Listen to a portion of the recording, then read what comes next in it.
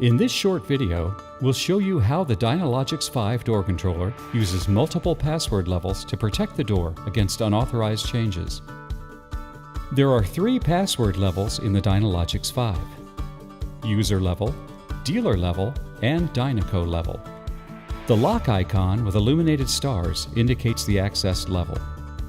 Although the user level is the most restricted, it still provides more info and options than most controllers. For example, it will show door cycles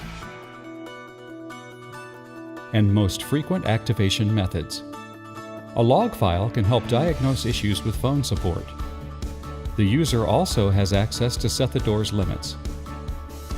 For more advanced issues, the user will need to contact their dealer.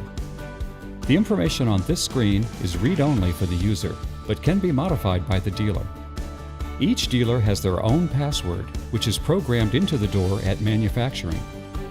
With it, the dealer can see advanced statistics and program the inputs and outputs.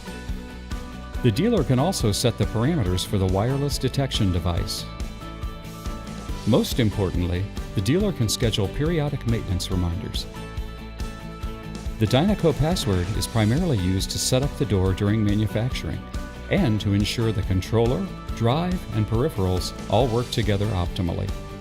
For more information on some of the functions just mentioned, see our other Dynalogix 5 training videos.